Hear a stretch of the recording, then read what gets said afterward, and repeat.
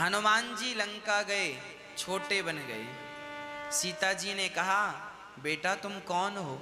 हनुमान जी कहते हैं, माँ मैं आपका बेटा हूँ, राम दूत मैं, माँ तू जानकी।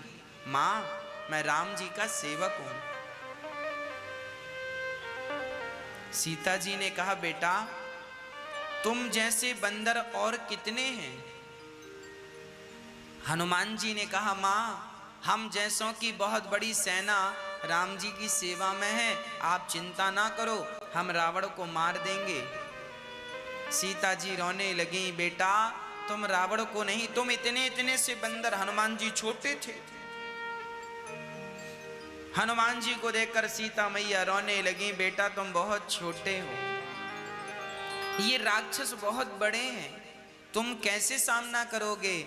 हनुमान जी बोले, माँ अभी आपने हमारा छोटा सा रूप देखा है, अब बड़ा वाला देखो।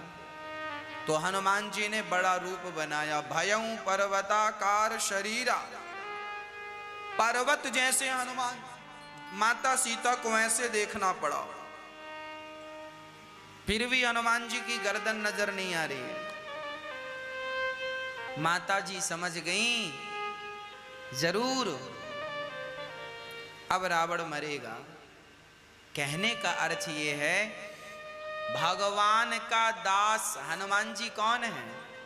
राम के सेवक, जिनका दास ऐसा है, सेवक ऐसा है कि वो छोटा भी हो जाता है। मसक समान रूप कपिधरि, इतना सा रूप हनुमान जी रख सकते थे। जिनका भक्त इतने से बनकर और इतना बड़, जस जस सुरसा बदन बढ़ावा, तासु दून कपि रूप दिखावा। 16 योजन मुक्ते ठायऊ, तुरत पवन सुत 32 भयऊ। 32 योजन के हनुमान जी हो गए। जिनका भक्त छोटा हो सकता है, बड़ा हो सकता है, वो परमात्मा कैसे होंगे? कल्पना कर सकते हैं। भगवान की नाभि आकाश है, भगवान का विराट स्वरूप जो है उसकी क्या बात कहें। ये संसार में जो कुछ है सब ईश्वर है, उसके अतिरिक्त कुछ नहीं है। यही ईश्वर का चित स्वरूप है। सर्वम खलविदम ब्रह्मा, हरि व्यापक सर्वत्र समाना। ईश्वर की व्यापकता सर्वत्र समान रूप से है। कहाँ नहीं है भगवान? कौन सी जगह नहीं है? सब जगह। इसलिए परमात्मा का अनुभव सब जगह है और सब में करने का अभ्यास कीजिए। ईश्वर ही हमारे रक्षक हैं, ईश्वर ही हमारी रक्षा करेंगे। इस विश्वास के साथ आप दिन रात परमात्मा का चिंतन कीजिए, वही हैं हम सबके रक्षक।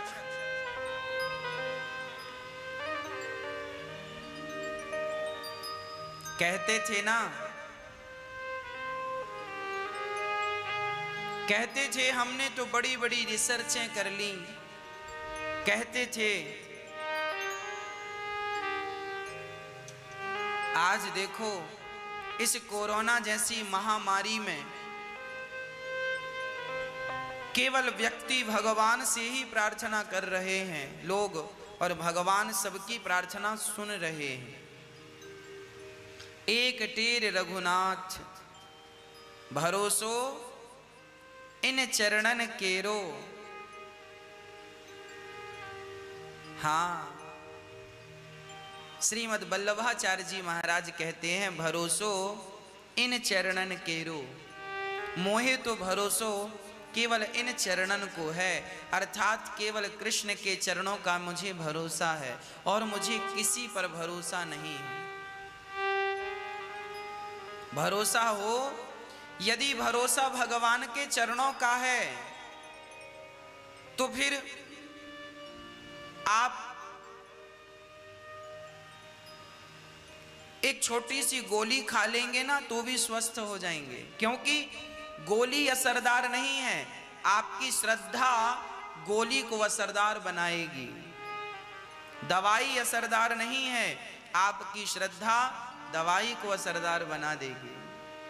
जब भगवान का हाथ सिर पर होता है, प्रभु का हाथ हो सिर पर, तसल्ली दिल को मिलती है। औरों की नाव तो पानी में, इस दास की नाव तो रेती में चलती है। जब चलाने वाला भगवान हो तो रेती में भी नाव चल जाती है।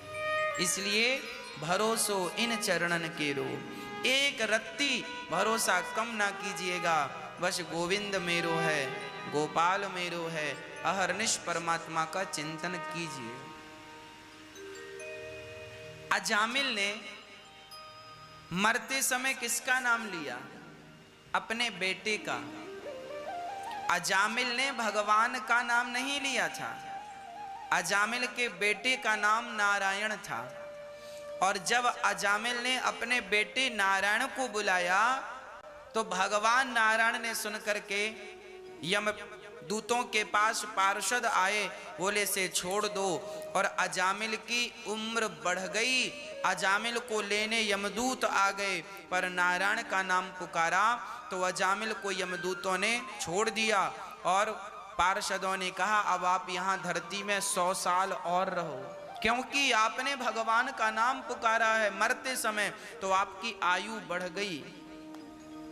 और सुनो, अजामिल ने बेटे का नाम पुकारा तो बेटे के नाम को पुकारने से भगवान की इतनी बड़ी कृपा हो गई। तो कोई सच्चे हृदय से सच्चे भाव से भगवान को ही पुकारे तो भगवान की कितनी बड़ी कृपा उस पर होगी, ये तो सोचो। भरोसो इन चरणन के रो, श्री वल्लभाचार्य जी महाराज जी का ये पद है। इन चरणन को भरोसो मोहे है। मुझे विश्वास है कि मेरे श्याम सुंदर मेरा विश्वास कभी नहीं तोड़ेंगे, मेरा भरोसा कभी नहीं तोड़ेंगे। भगवान करुणा निधान है, पतित पावन है, चित स्वरूप है। भगवान का तीसरा नाम है आनंद।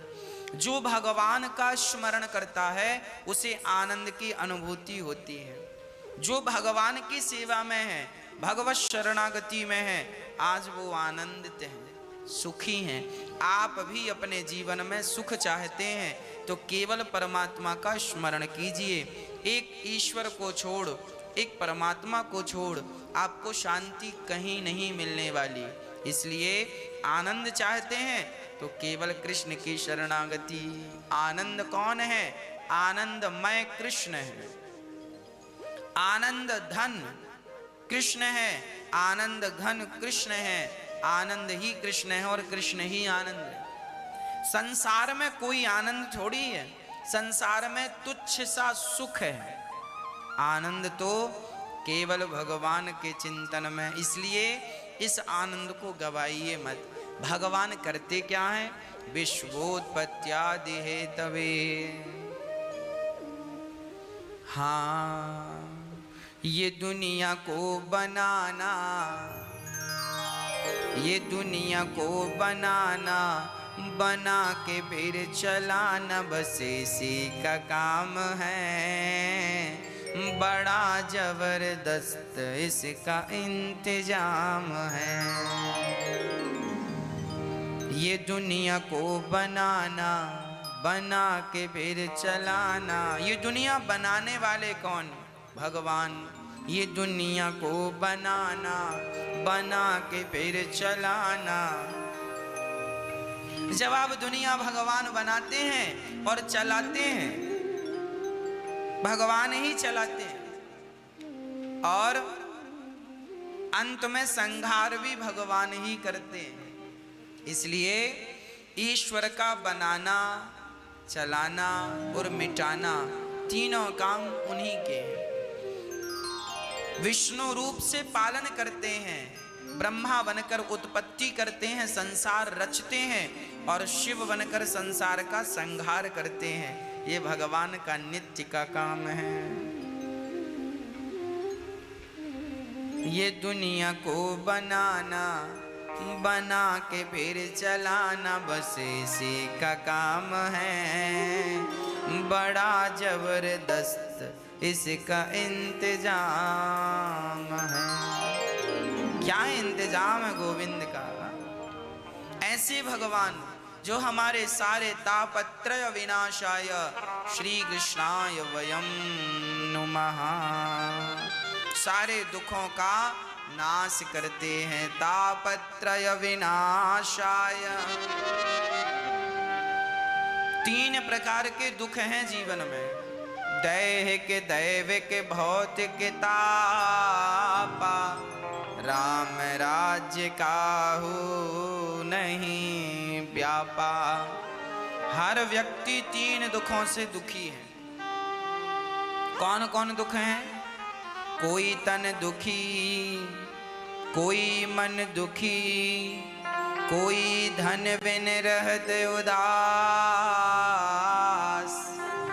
थोड़े थोड़े सब दुखी, सुखी राम के दास। आज कोई तन से दुखी है, कोई मन से दुखी है, कोई धन से उदास है। कौन सुखी है? थोड़े थोड़े सब दुखी। फिर सुखी कौन?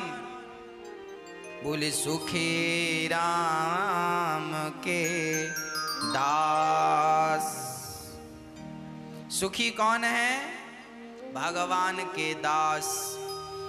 जो भगवान के हैं, जो भगवत शरणागति में हैं, वो बहुत सुखी। ऐसे भगवान जो आनंद स्वरूप हैं, सत्य स्वरूप हैं, चित स्वरूप हैं, ऐसे भगवान को नमस्कार करते हैं, ऐसे भगवान की शरण ग्रहण करते हैं। बोलिए कृष्ण कन्हैया लाल की जय। जय श्री राधे। यम प्रव्रजन्ति मनुपेतमपेत कृत्यम्। यम प्रव्रजन्ति मनुपेतमपेत कृत्यम्। द्वैपायनो विरह कातरया जुहाव। पुत्रेति तन्मयतया तरवोऽभिनेदुस् तं सर्वभूत हृदयं मुनिमानतोऽस्मि। हाँ, क्या कह रहे हैं? सुनो। यम श्री सुखदेव जी, सुखदेव भगवान जी का जन्म हुआ और जन्म लेते ही वो सन्यास लेने चल पड़े। सुखदेव जी, किसी ने कहा महाराज जन्म लेते ही कोई सन्यास लेने जाता है? अरे बच्चा पैदा होता है चल थोड़ी पाता है ना। सुखदेव कोई साधारण बच्चा थोड़ी है। तत्रा भवद भगवान व्यास पुत्रो। ये स्वयं भगवान नारायण ही व्यास बनकर, व्यास पुत्र बनकर आए हैं। सुखदेव भगवान, सुखदेव जी आए और आकर जन्म लिए और जन्म लेते ही दौड़ पड़े। कहाँ जा रहे हो? बोले भगवान की माया से भाग रहा हूं। अच्छा, भगवान की माया से ना थोड़ा सा बचना चाहिए, बच बच के चलना चाहिए। भगवान की माया क्या है? अच्छा, आप लोगों ने कभी भगवान की माया देखी है? मैया, ओ मैया, मैया जी, ओ मेरी माँ, बताओ भगवान की माया आप लोगों ने देखी है? नहीं देखी? हम दिखा देते हैं आज। भगवान की माया क्या है? आप लोग ये जो संसार में उलझे पड़े हो,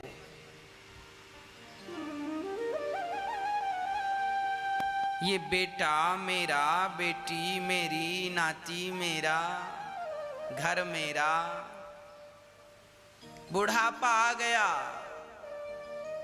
बिल्कुल मरने की स्थिति है, फिर भी सोना चांदी हीरे मोती से मोह ममता लोगों की नहीं छूटती। जो तुम्हारा नहीं है तुम उसे अपना मान बैठे हो, यही तो ईश्वर की माया है। इस महाठगनी माया है।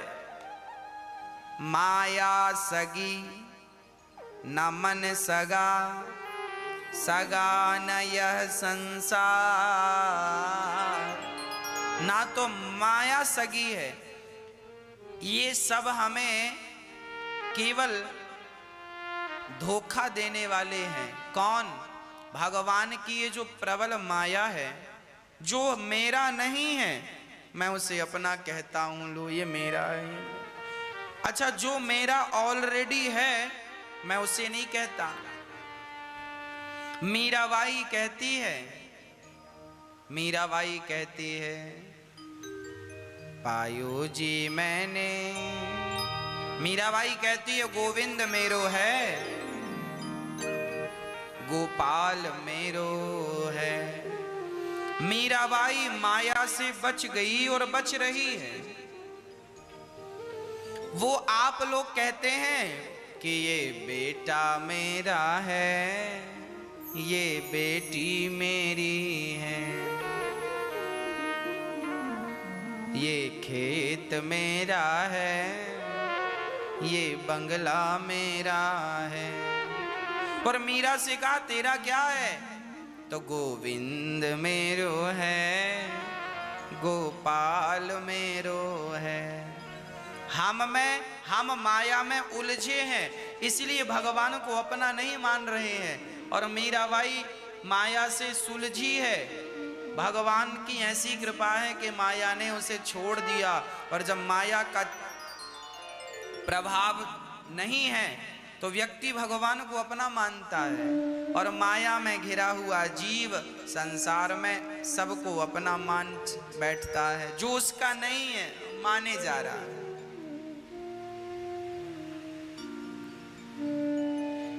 नाती भाग रहा है और दादी ने पकड़ रखा, बैठ मेरी गोद में, बैठ जा। कहाँ जा रहा? और नाती सोच रहा है मैं दादी छोड़े तो थोड़ा खेलूं, और दादी छोड़ती नहीं है। और नाती बैठने को तैयार नहीं, और दादी ने जबरदस्ती बिठा रखा है। ये माया नहीं तो क्या है? बुढ़ापे में भी ये वो मेरा, ये सब माया के चक्कर हैं, इसमें नहीं उलझना चाहिए। सुखदेव जी कहते हैं मीराबाई भगवान में मस्त होती, भगवान का गुणगान गाती, साधु संतों के बीच में रहती, सत्संग करती। अच्छा, जो सत्संग करता है, भगवान का चिंतन करता है, उसे माया कभी परेशान नहीं करती। जो सत्संग नहीं करता, संसार के विषयों में उलझा रहता है, उसे ही माया पकड़ लेती है और माया उसे परेशान करने लगती है। इसलिए मीरा माया से बच गई, क्योंकि मीरा ने संतों की शरणागति ग्रहण कर ली। और वो किसकी दीवानी हो गई? वो हम लोग संसार के दीवाने बने पड़े हैं। कोई पत्नी का दीवाना है, कोई पति का दीवाना है, कोई पैसों का दीवाना है, कोई पद प्रतिष्ठा का दीवाना है।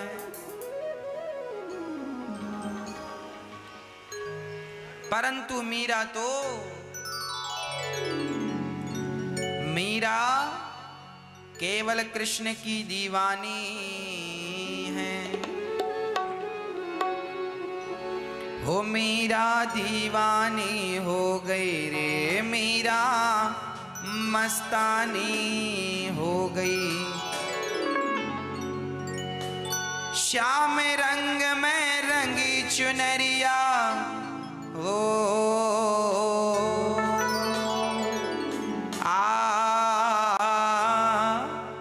मीरा दीवानी हो गई रे, मीरा मस्तानी हो गई। मीराबाई का विवाह बचपन में हो गया राणा के बेटे भोजराज से। भोजराज कुछ दिनों बाद युद्ध में भोजराज की मृत्यु हो गई। सारी स्त्रियां रोती हैं पति के मरने में, मेरा पति मर गया। पर मीराबाई का पति मरा, वो रोई नहीं, क्योंकि वो जानती थी ये मेरा पति सच्चा पति ये थोड़ी है, सच्चे पति तो भगवान है मेरे। तो वो ना रोकर वो कृष्ण का नाम जपती थी। कृष्ण की हो गई, अरे पति की होती तो कौन मीरा को जानता। आज बहुत सारी स्त्रियां अपने पति की भई पड़ी हैं, कौन जानता है उन्हें। पर मीरा पति की ना होकर कृष्ण की हुई तो आज लोग उन्हें जानते हैं। राणा ने जहर दिया, ये कृष्ण का चरणामृत है, बड़ी श्रद्धा है, यदि हिम्मत है तो पी। मीरा ने कहा यदि चरणामृत है तो पीऊंगी। जो जहर जमाने को मारने वाला है वही जहर जब चरणामृत समझकर मीरा ने पिया तो वह जहर मारा नहीं, मीरा को अमर बना दिया। राणा ने विष दिया, राणा ने विष दिया, मानो अमृत पिया।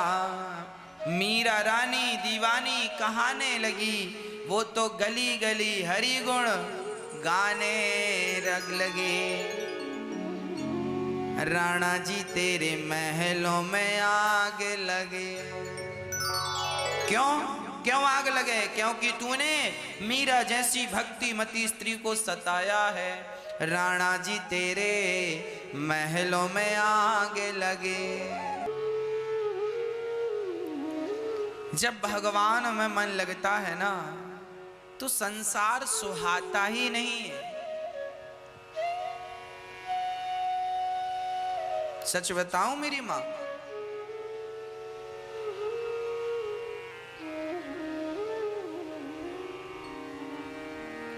दो चींटियां थी। सुनिएगा, संसार तुम्हें अच्छा लग रहा है, इसका कारण क्या है? और किसी को संसार अच्छा नहीं लग रहा है, इसका कारण क्या है? एक चींटी की कथा सुनाता हूं, सुनो। दो चींटियां थी, दोनों सगी बहन। संयोग देखना, एक चींटी नमक के ढेर में रहा करती थी और दूसरी चींटी शक्कर के ढेर में रहती थी। एक चींटी नमक खाती थी, एक शक्कर खाती थी। एक दिन शक्कर खाने वाली चींटी, भाई दुकानों के बाहर आप देखा करते हैं नमक की बोरियां रखी रहा करती हैं, ढेला वाला नमक। तो चींटी को कुछ मिला नहीं तो अब नमक ही खा रही है। और दूसरी चींटी उसी दुकान के अंदर थी जहां शक्कर का सेठ जी ने बोरा रखा है। वो चींटी शक्कर के बोरे में नीचे रहा करती थी, खूब आनंद से खाया करती थी। एक दिन शक्कर खाने वाली चींटी का मन हुआ, चलो आज अपनी बहन से मिलकर आऊं। तो शक्कर खाने वाली चींटी अपनी बहन से मिलने गई। बहन जी राम राम। नमक खाने वाली चींटी बोली, अरे बहन आई, राम राम, कैसी हो? अच्छा, नमक खाने वाली को लग रहा था मैं ही सबसे बढ़िया खा रही हूं। उसे ये लग रहा था इससे अच्छा कुछ नहीं है दुनिया में। उसे नमक सबसे बेस्ट लगता, उसे लगता है इससे अच्छा कुछ नहीं है। कैसी हो बहन? आजकल कुछ खाने को मिल रहा है कि भूखी मर रही हो? नमक वाली ने पूछा। शक्कर खाने वाली ने कहा, बहन भगवान की कृपा है, पेट भर जाता। बैठो। नमक वाली चींटी ने स्वागत सम्मान किया और कहा, बहन जानती हो मैं क्या खाती हूं? शक्कर खाने वाली ने कहा, बहन बताओ क्या खाती हो? देखो हमारे घर में कोई कमी नहीं है, ढेर लगा रहता है। अच्छा क्या खाती हो? ये आओ तुम भी खाओ। चींटी को बिठाला नमक वाली चींटी ने, शक्कर वाली चींटी को बढ़िया कुर्सी इत्यादि में बिठाया और बढ़िया नमक लाकर रख दिया, ये लोग खाओ, ये खाते हैं, इससे श्रेष्ठ कुछ नहीं है। नमक वाली चींटी ने जब नमक परोसा तो वो शक्कर खाने वाली चींटी थी, मीठा खाती थी। उसने जब नमक खाया उसे खारा खारा लगा, हे राम, पर उसको संकोच हुआ कि मैं कहूंगी कि ये क्या खाती है, इसे बुरा लग जाएगा। तो उसने उसे बुरा ना लगे इसलिए थोड़ा सा नमक खाया और कहा बहन पेट भरा है, ज्यादा नहीं ले सकती।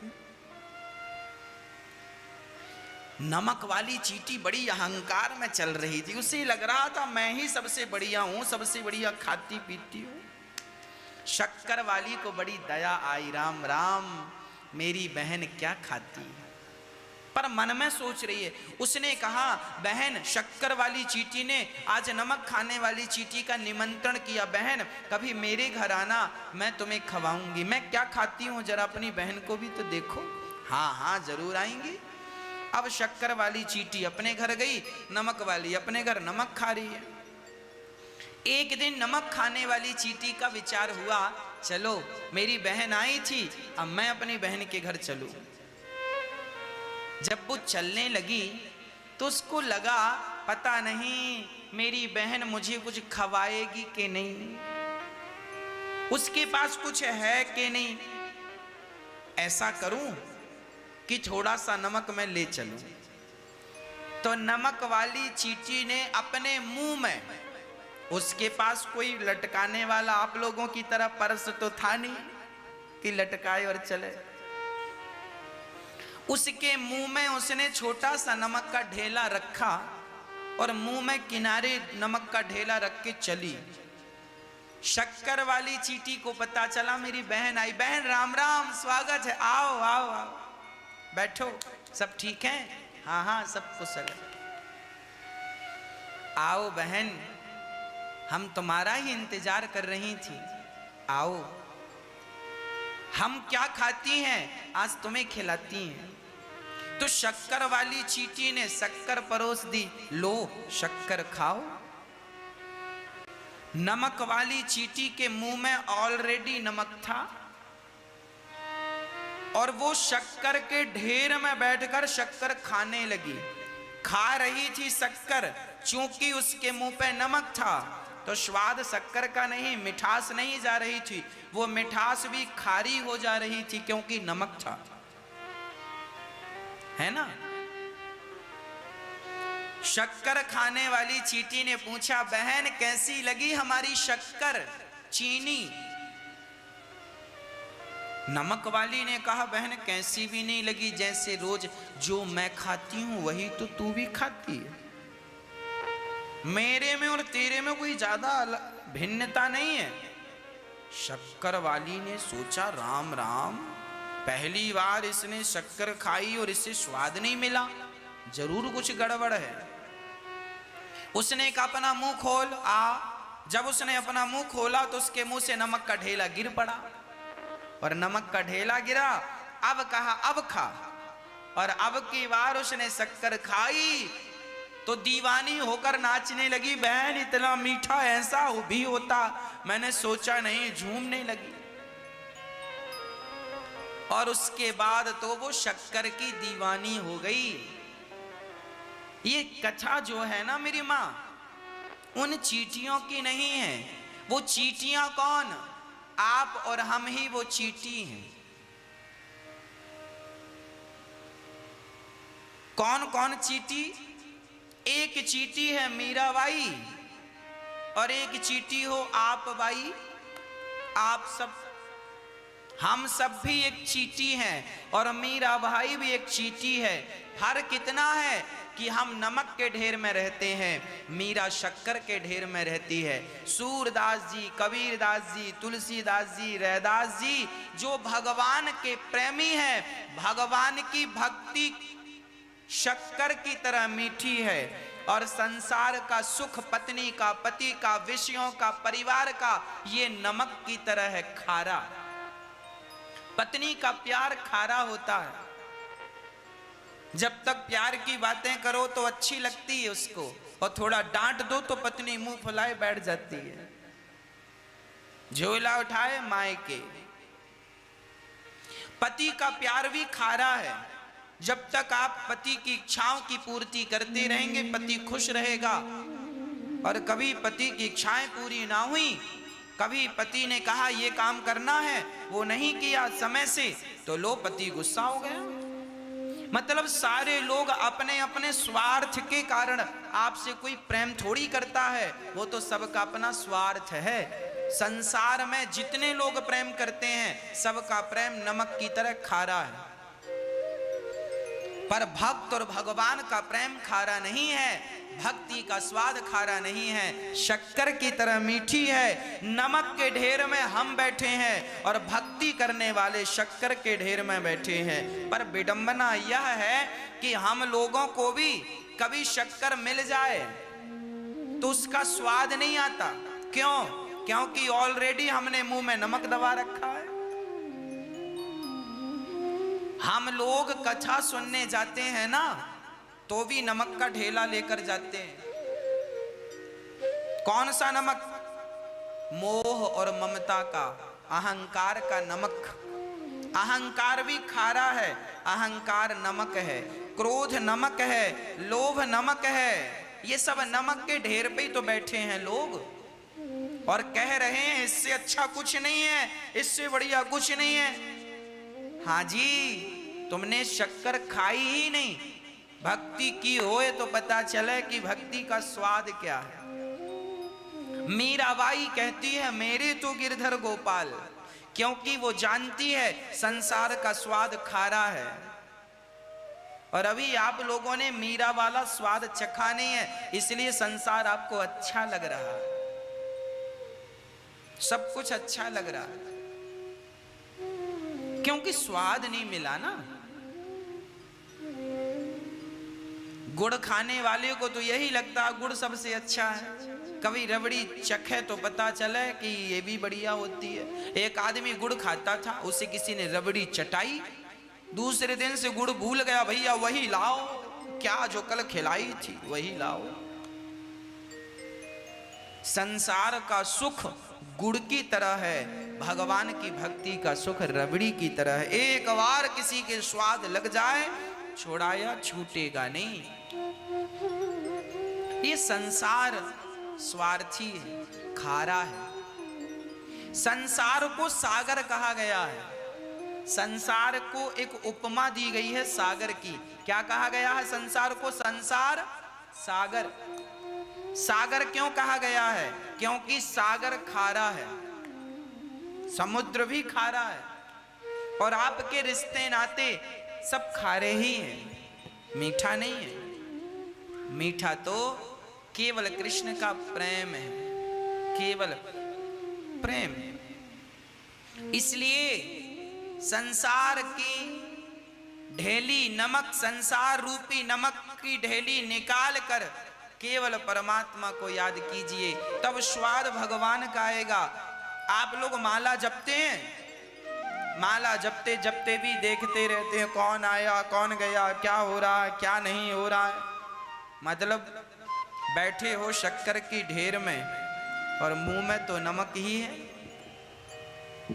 चिंतन संसार का, जप रहे हैं राम राम राम राम, पर अंदर से मन में संसार का चिंतन चल रहा है। ये नमक की ढेली, इसलिए लोगों को आज भक्ति का स्वाद लगता नहीं है। बड़े बड़े माला जपने वाले भी अहंकार करते हैं। इन्हें कौन समझाए कि अहंकार और भक्ति ये दोनों विपरीत हैं। अहंकार करने वाला भक्त नहीं हो सकता और भक्ति करने वाला अहंकारी नहीं हो सकता। यदि अहंकारी है तो भगत नहीं है, और भगत है तो अहंकारी नहीं हो सकता। एक ही होगा, दो नहीं हो सकते। आप कहते हैं हमें भगवान पर विश्वास है, यदि विश्वास है तो फिर चिंता क्यों कर रहे हो? और चिंता कर रहे हो तो फिर विश्वास नहीं है। भगवान में विश्वास हो। अब सौंप दिया इस जीवन का सब भार तुम्हारे हाथों का। चाहे तो रख लो चाहे डुबा दो, फूलों में रख चाहे कांट चुभा दो। हाँ, जैसे भगवान आपको रखना है, फूलों में रखना है, कांटों में रखना है, मर्जी है, मैं आपका हूं बस। मेरी गाड़ी है तेरे हवाले, तू जाने तेरा काम जाने, फूलों में रख चाहे कांट चुभा दे, फूलों में रख चाहे कांट चुभा दे, गाड़ी है तेरे हवाले, तू जाने तेरा काम जाने।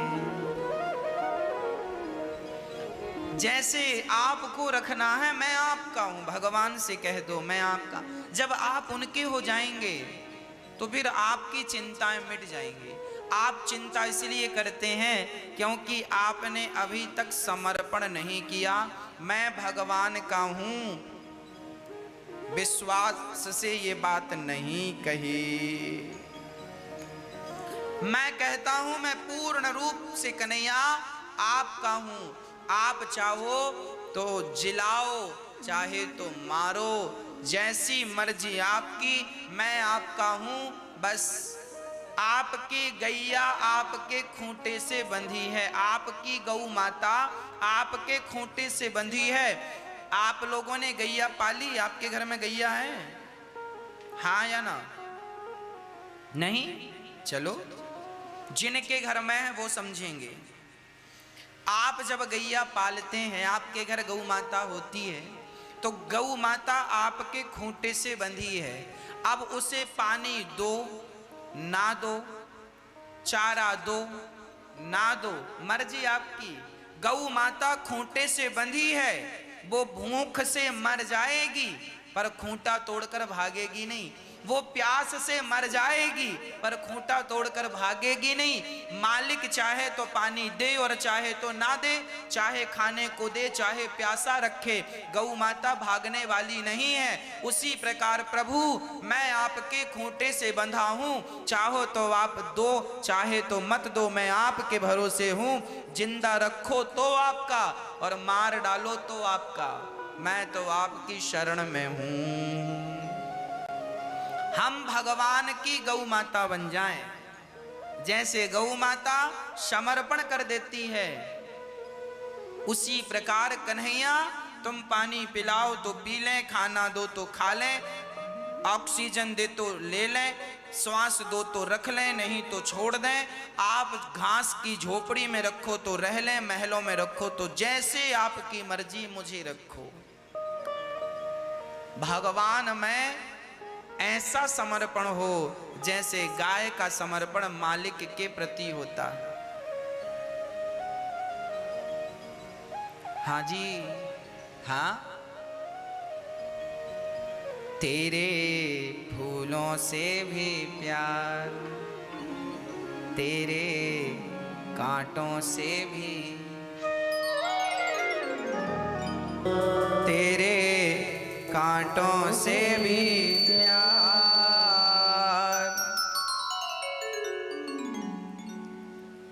अर्थ यही है कि सदा भगवान की माया से बचिएगा।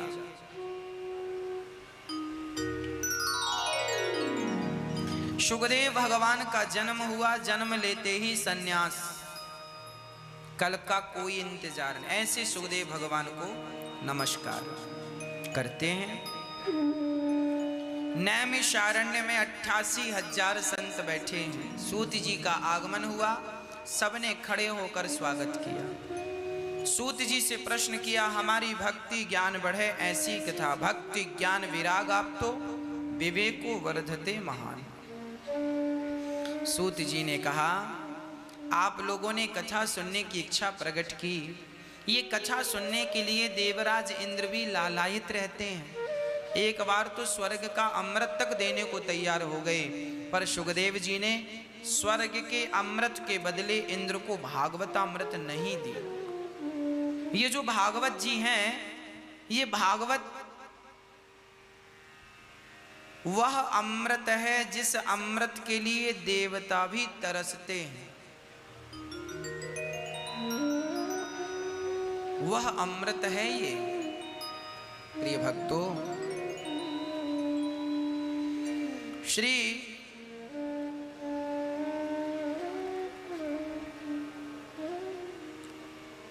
सुखदेव भगवान ने राजा परीक्षित को कथा सुनाकर जब उनका कल्याण किया, इंद्र ने स्वर्ग में तराजू बांधी, एक पलड़े पर भागवत जी को, दूसरे पलड़े पर संसार के सुखों को तौल कर देखा तो भागवत का पलड़ा सबसे भारी था।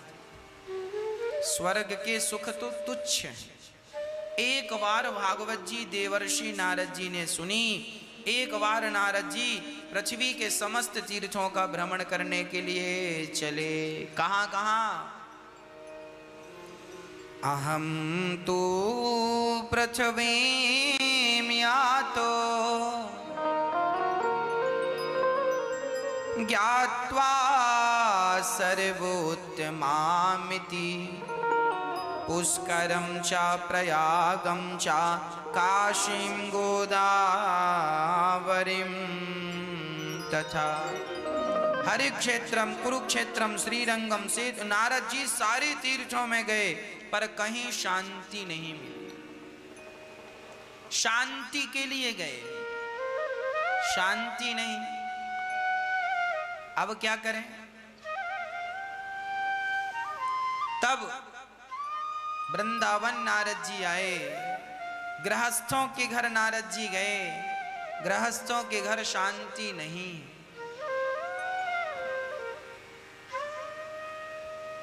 गृहस्थों के घर बड़ी अशांति है, बड़े झगड़े चल रहे हैं। पर अभी देखो ये हमारे देश में संकट छाया है कोरोना का। पता नहीं कौन रहेगा कौन नहीं रहेगा।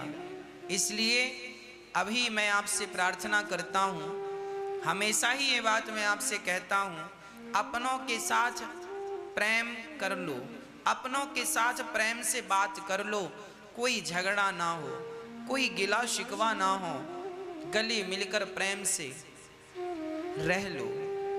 पता नहीं कब किसके लिए कल हो कल ना हो, इसलिए अपने रिश्तों को बहुत मजबूत रखना चाहिए। अपनों का सहारा अपनों को नहीं मिलेगा तो किसको किसका सहारा मिलेगा, ये तो बताओ।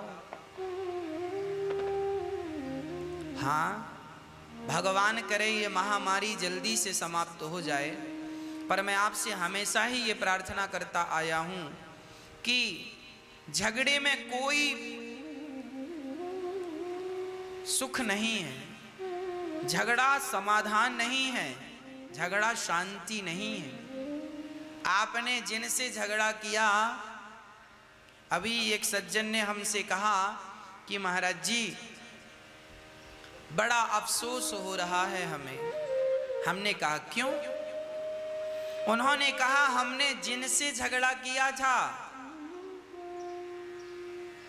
अभी कुछ समय पहले उनसे बहुत बड़ा झगड़ा किया, वो अभी उनकी खबर आई कि वो अब नहीं रहे। बड़ा अफसोस कर रहे हैं, क्यों हमने झगड़ा किया। जिंदगी थोड़ी दिन की है और व्यक्ति झगड़ा कर रहा है। किस बात का झगड़ा है? अरे बातें ही तो हैं। बात रात गई बात गई, कह दिया सो कह दिया, सुन लिया सो सुन लिया, कोई बात नहीं। छोटी छोटी बातों को लेकर रिश्तों को ना बिगाड़ा करो। ये जो अहंकार है ना, मैं मुझे नहीं जानते। आज आलम ये है कि किसी को किसी का जरा धक्का लग जाए ना तो वो लड़ने को तैयार हो जाता है। हम समाज में देखते हैं, धक्का लग जाए किसी को धोखे से तो वो झगड़ा करने लग, देख के नहीं चलता, आंखें फूट गई हैं। लोगों को थोड़ा भी सेंस नहीं है, थोड़ा सी भी गंभीरता नहीं है। हृदय में बिल्कुल करुणा नहीं है, दया चली गई है। इसलिए आप अपना स्वभाव ना भूलिए। नारद जी कहते हैं गृहस्थों में शांति नहीं, तब मैं वृंदावन आया। यहाँ भक्ति, इस एक स्त्री थी उदास बैठी थी, एक बुढ़ा इस तरफ दूसरा बुढ़ा इस तरफ सो रहा था। नारद जी ने कहा देवी कौन हो? उस स्त्री ने कहा अहम भक्तिरिति ख्याता इमौ में तनयौ मतौ ज्ञान वैराग्य नामानौ काल योगेन जर्जरौ। मेरा नाम भक्ति है। अच्छा तो देवी ये क्या हुआ? भक्ति ने कहा महाराज जब से कलयुग आया है, मेरा शरीर तो फिर भी ठीक है, इस कलयुग में ज्ञान और वैराग्य का कोई ग्राहक नहीं है, इसलिए मेरे बच्चे मूर्छित पड़े हैं। इस कली काल में फिर भी लोग भक्ति कर लेते हैं, पर ज्ञान की ओर कोई नहीं बढ़ता और वैराग्य तो किसी को होता ही नहीं है। आज लोग अपने घर की सारी लातें बातें खा लेते हैं, पर घर छोड़ के जाने का सोचते भी नहीं।